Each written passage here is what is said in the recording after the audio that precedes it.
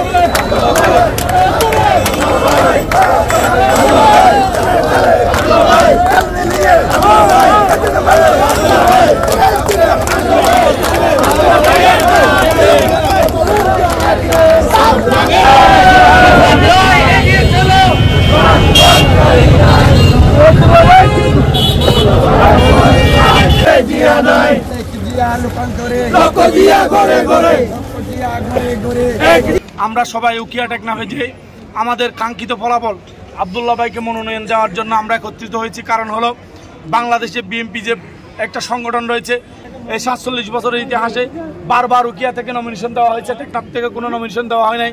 ভাইয়েরা আমার, বন্ধুরা আমার, আপনারা সকলেই জানেন উকিয়াতে রয়েছে 1,62,000 ভোট, টেকনাফে রয়েছে 2,22,000 ভোট। টেকনাফে যদি বারবার আমাদের টেকনাফের মানুষকে বৈষম্য করা হয়েছে, আমরা এইবারে চাই এইবারে আমাদের উকিয়া টেকনাফের জন্য টেকনাফ থেকে একজন প্রার্থী দেওয়া হোক। আমরা টেকনাফবাসী বারবার বৃহত্তর ভোট দিয়ে উকিয়ার দানের শীষকে বিজয়ী করেছি। যেই ভোট কখনো কোনো আসনে কল্পনা করে নাই, উকিয়ার থেকে এত ভোট কখনো দিতে পারে নাই। তো আমরা চাই আব্দুল্লাহ ভাই টেকনাফের সবচেয়ে নির্যাতিত, নিপীড়িত, সন্তান হারিয়েছেন, বাবা হারিয়েছেন, শত শত মামলা মোকদ্দমার আসামি হয়েছেন। আপনারা সকলেই জানেন ওনার ব্যবসা প্রতিষ্ঠানের মধ্যে অনেকবার মোকদ্দমা করা হয়েছে, হামলা করা হয়েছে। এই ওনার পরিবারের পরিজন এবং ওনার সাথে যারা রাজনীতি করে ওনাদেরকে সহ সবাইকে অসংখ্য শত শত মামলা মোকদ্দমা দেওয়া হয়েছে। তবে তা আমাদের দেশনায়ক তারেক রহমান বলেছেন, আমি ওই ব্যক্তিকে নমিনেশন দিব যিনি সৎ, যোগ্য, ত্যাগী এবং জনবান্ধব নেতা। তাহলে আব্দুল্লাহ ভাই কোনো দিক দিয়ে কোনো কম নেই। সেই দিক দিয়ে আব্দুল্লাহ ভাইকে যদি নমিনেশন দেওয়া হয়, আমি মনে করি ইনশাল্লাহ এই টেকনাফের মধ্যে একটা জনবিস্ফোরণ ঘটবে ইনশাল্লাহ। এই টেকনাফ, উকিয়া টেকনাফের আবাল বিদ্যা বলিতা সবাই বলতে চায় 47 বছর আমরা তারেক রহমানের অনুরোধ, অনুনয় বিনয় মেনে আমরা উকিয়াতে ভোট দিয়েছি। এবার আমাদের টেকনাফে যখন ভোট বেশি, আমাদের টেকনাফে একজনকে নমিনেশন দেওয়া হোক।